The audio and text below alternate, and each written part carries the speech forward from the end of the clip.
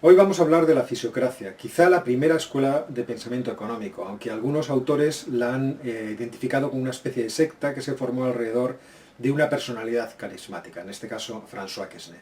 Esta escuela estuvo en activo cerca de 20 años, entre 1757 y 1776, como os digo, formada alrededor de una personalidad especialmente subyugante, un médico que se dedicaba a estudiar otro tipo de cosas, por ejemplo la economía, y que tenía además esas características que podemos asignar a los líderes de este tipo de iniciativas o este tipo de escuelas.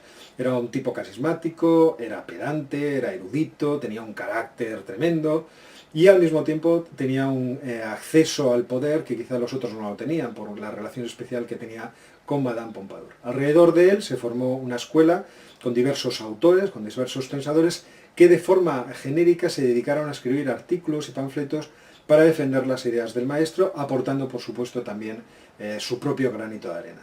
Algunos de estos discípulos fueron, por ejemplo, Victor Riquetti, Mirabeau, Mercier de la Rivière, Dupont de Nemours, y como os digo, fueron muy activos en la promoción o en la propaganda del pensamiento de su maestro y publicaron diversos artículos.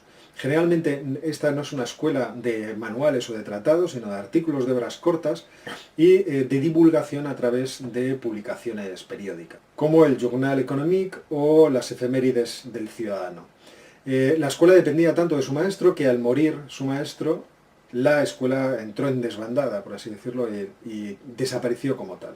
Aunque algunos autores, obviamente, algunos de los discípulos continuó ejerciendo alguna influencia y escribiendo obras acerca de la economía.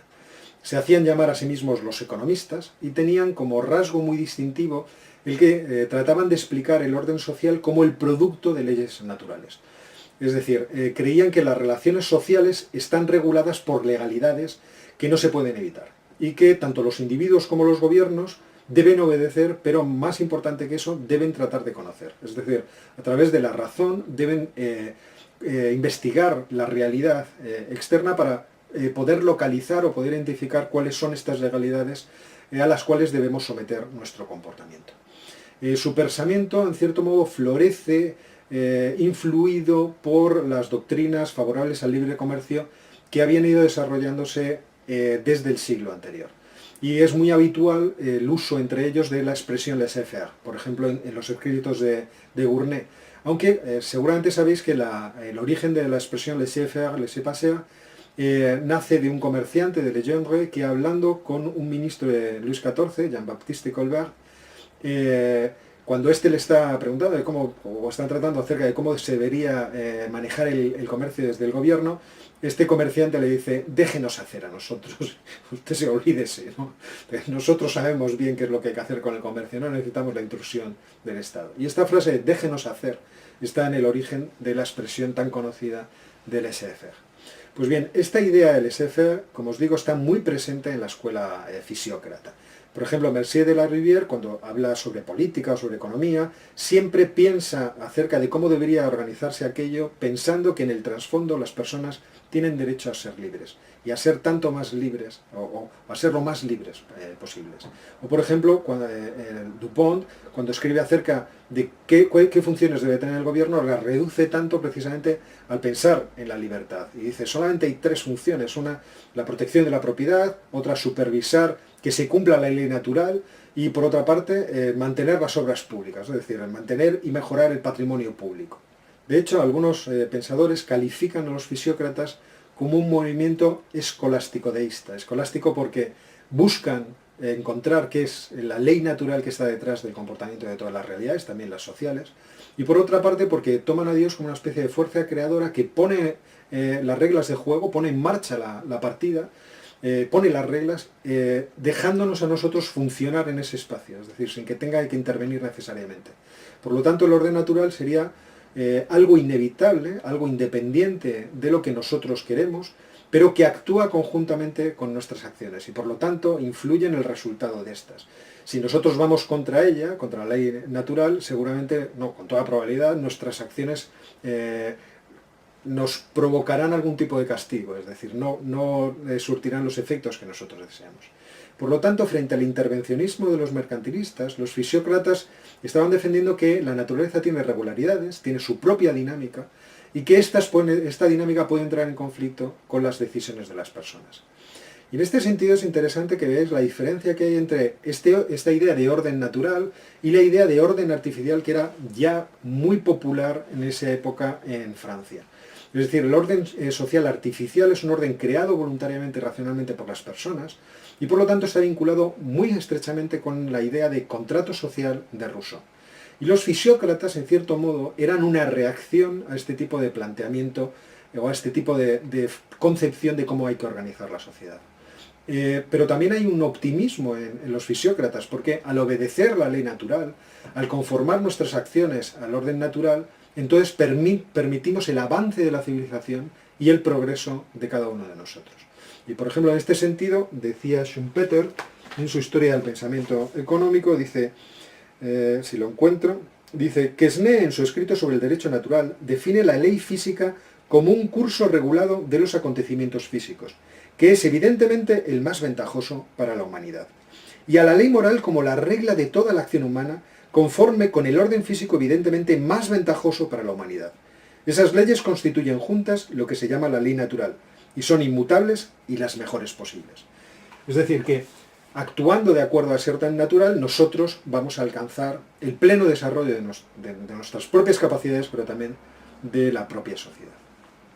Así que esta ley natural, o esta ley de la naturaleza, como decían los fisiócratas, impone ciertos modos de hacer, ciertas pautas de comportamiento en las personas. Y entre ellas hay algunas que son más importantes, y los fisiócratas las citaban de forma regular. Por ejemplo, el derecho de propiedad, es decir, el hecho de que yo necesite tener en mi mano aquello que facilita conseguir lo que deseo.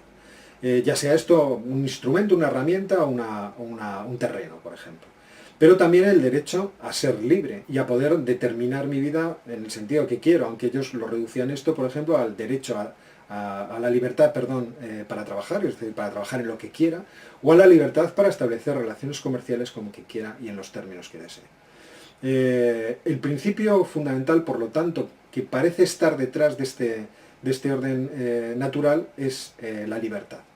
Desde el punto de vista económico, el principio fundamental sería el principio hedonístico, según los fisiócratas. Es decir, la idea de que debemos tratar de conseguir la mayor cantidad de satisfacción con el menor gasto posible. Y que este debía ser el objetivo de todo esfuerzo económico. Según Quesnay, por ejemplo, cuando todo el mundo intenta esto, es decir, conseguir la máxima satisfacción con el menor gasto, entonces se asegura un orden natural mutuamente beneficioso para todas las personas. Y aquí podemos ver ciertos ecos, obviamente, de la idea de la mano invisible. Otro rasgo muy interesante de los fisiócratas era la posición que tenía la Tierra dentro de su sistema o de su comprensión de la economía, debido a que la Tierra era el único factor de producción que genera un valor excedentario, es decir, que genera bienes por encima de lo que ha sido necesario utilizar para la producción. En este sentido tiene mucho parecido al principio de la investigación o del ensayo sobre el comercio en general de Cantillon, que también plantea una hipótesis similar. Es decir, la tierra sería lo único que tiene un rendimiento neto o produce un producto neto. Y esto no se generaría ni en la industria, ni en el comercio, ni en ninguna otra actividad. En cierto modo, en la mente de estos autores había un prestigio excesivo o sobredimensionado de las actividades agrícolas. Sin embargo, la visión de Quesnay de la agricultura era en cierto modo muy empresarial, porque él dividía la sociedad en tres clases sociales, una estéril de comerciantes, trabajadores, artesanos, etc., una que es productiva, que son los agricultores, y otra también que es improductiva, que son los propietarios. Desde ese punto de vista, el agricultor era el que alquilaba el terreno y, por lo tanto, debía realizar una gestión empresarial de ese terreno, de ese recurso productivo. Y Quesnay identificaba tres tipos de gastos a los que tenía que incurrir el empresario agrícola para realizar la producción. Los empresarios tenían que incurrir en tres tipos de gastos. Unos primeros eran los avances fonciers, que son gastos necesarios para instalar lo necesario materialmente para la producción. Luego los avances primitifs, que eran gastos en equipo, en ganado, lo necesario, por así decirlo, para que los animales y las como decir, la fuerza de trabajo estuviera operativa, y luego los avants annuels, que eran gastos en las semillas, en los trabajadores y cosas parecidas. Fijaos que estos gastos, que son anticipos que se introducen en la producción, se parecen mucho al concepto, bueno, se parecen mucho, son el concepto del capital circulante. Por lo tanto, en cierto modo, son una anticipación de la teoría moderna del capital, aunque no existe en el pensamiento de Quesnay el desarrollo moderno de esta idea. Pero Quesnay ha pasado a la historia como pionero de el estudio de la circulación de la renta en la economía. Aunque sabemos que realmente el primero que piensa este problema en estos términos probablemente es Ricardo Cantillon, nuestro amigo Ricardo Cantillon, es cierto que el ejercicio de tratar de calcular empíricamente cómo se produce esa circulación de la renta pertenece a François Quesnay, cuando escribe su famoso Tableau économique. En este caso, los fisiócratas lo que querían era explicar cómo la riqueza pasa de unas clases sociales a otras, formando una continua circulación que va proporcionando ingresos a toda la sociedad. Y para ello, Quesnay describe el funcionamiento de la economía como si fuera un sistema económico cerrado y estacionario, en el que cada año se repiten ciertos hechos y cada año se vuelve a comenzar en cierto modo de cero. Como os decía antes, en esta concepción hay tres clases sociales. Una primera clase social que es productiva y que consiste enteramente en los que generan nuevos bienes, que serían los agricultores, por ejemplo también los mineros y también los pescadores, es decir, los que aprovechan la feracidad de la naturaleza. Por otra parte tendríamos la clase propietaria, que es una clase estéril y por así decirlo improductiva, y lo único que hace es recibir rentas. Y luego están los mercaderes, los artesanos, los sirvientes, los trabajadores, que serían clases estériles y que lo único que hacen es o bien trasladar bienes de un lado a otro, o bien lo que hacen es transformar unos bienes en otra cosa, pero sin añadirles ningún elemento material nuevo. En este caso, lo que tendríamos es que, en la hipótesis de Quesnay, si la naturaleza nos permite obtener un producto de 5 millones de francos este año, esa cantidad de 5 millones habría que repartirlo en primer lugar entre aquellos que han producido, es decir, tendríamos que hacer frente a las necesidades, a lo que ha sido necesario para realizar la producción, y podríamos retirar, por ejemplo, 3 millones, y entonces los otros 2 millones se repartirían entre los otros agentes, entre las otras clases sociales. 1 millón podría ir, por ejemplo, a los propietarios en forma de pago por la utilización de sus terrenos, y otro 1 millón por comprar lo necesario a los artesanos y comerciantes para poder realizar nuestra producción. Y entonces ellos, a su vez, realizarían gastos con ese dinero, y a partir de ahí se iría explicando cómo ese dinero va avanzando por la economía de sector en sector, difundiéndose de forma progresiva. Una idea que es divertido de todo esto es que si juntamos la necesidad de que haya un Estado, aunque sea mínimo, que defendían los fisiócratas, con la idea de que el producto solamente surge, o sea, solamente hay un excedente de producción que nace de la agricultura, entonces, según los fisiócratas, solamente habría una clase social que tuviera que pagar impuestos, que sería la de los propietarios, es decir, la de los terratenientes. Esta escuela, o el estudio de la escuela de la fisiocracia, no deja de ser una anécdota en la historia del pensamiento económico, pero a nosotros nos interesa especialmente porque me permite poder introducir a otro autor, que es Turgot, que nace precisamente de este círculo intelectual y que tiene todas mis simpatías por diversas cuestiones, y del que hablaremos seguramente en un vídeo futuro, no dentro de mucho. Esto ha sido todo por hoy, espero que os haya gustado, que le deis al botón de me gusta, que os suscribáis al canal, y nos vemos la semana que viene.